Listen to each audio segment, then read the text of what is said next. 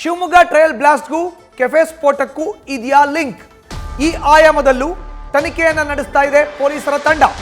ಶಿವಮೊಗ್ಗದಲ್ಲಿ ಈ ಹಿಂದೆ ಆಗಿತ್ತಲ್ಲ ಟ್ರಯಲ್ ಬ್ಲಾಸ್ಟ್ ಪ್ರಕರಣ, ಅದಕ್ಕೂ ಕೆಫೆ ಸ್ಫೋಟಕ್ಕೂ ಇದೆಯಾ ಲಿಂಕ್? ಈ ಆಯಾಮದಲ್ಲೂ ಕೂಡ ಈಗ ತನಿಖೆಯನ್ನು ಆರಂಭಿಸಿದ್ದಾರೆ ಪೊಲೀಸರ ತಂಡ. ಅನುಮಾನ ಹುಟ್ಟಿಸಿದೆ ಬಾಂಬ್ ಡಿಸೈನ್, ಡಿವೈಸ್ ಮತ್ತು ಹೊಗೆ.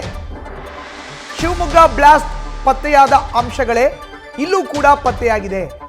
ಹೀಗಾಗಿಯೇ ಶಿವಮೊಗ್ಗದಲ್ಲಿ ತನಿಖೆ ಮಾಡಿದ್ದ ಟೀಮ್ನಿಂದಲೂ ಕೂಡ ಈಗ ರಾಮೇಶ್ವರಂ ಕೆಫೆಯ ಪರಿಶೀಲನೆ ಆಗ್ತಾ ಇದೆ. ಶಿವಮೊಗ್ಗದ ರೀತಿಯ ಕುರುಹು ಪತ್ತೆ ಬಗ್ಗೆ ಅಧಿಕಾರಿಗಳ ಮಾಹಿತಿ ಇದೆ. ವಿಧ್ವಂಸಕ ಕೃತ್ಯ ಎಸಗಲು ಪ್ಲಾನ್ ಮಾಡಿ ಬ್ಲಾಸ್ಟ್ ಅನ್ನು ನಡೆಸಿರುವಂತ ಶಂಕೆ ಇಲ್ಲಿ ವ್ಯಕ್ತವಾಗ್ತಾ ಇದೆ.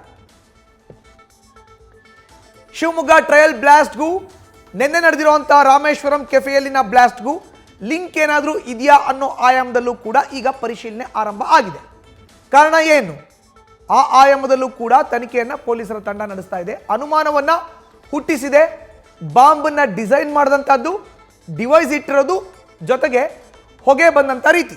ಶಿವಮೊಗ್ಗ ಬಾಂಬ್ ಬ್ಲಾಸ್ಟ್ ಪತ್ತೆಯಾದ ಅಂಶಗಳೇ ಇಲ್ಲೂ ಕೂಡ ಪತ್ತೆಯಾಗಿದೆ.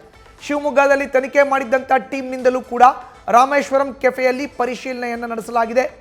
ಶಿವಮೊಗ್ಗದ ರೀತಿಯ ಕುರುಹುಗಳೇ ಪತ್ತೆಯಾದಂಥ ಬಗ್ಗೆ ಅಧಿಕಾರಿಗಳಿಂದ ಸಿಕ್ಕಂಥ ಮಾಹಿತಿಯ ಹಿನ್ನೆಲೆಯಲ್ಲಿ ಈಗ ಈ ರೀತಿಯಾಗಿದೆ. ನ್ಯೂಸ್ ಫಸ್ಟ್ ನಿರ್ಭೀತಿಯಿಂದ ನಿಮ್ಮ ಪರವಾಗಿ.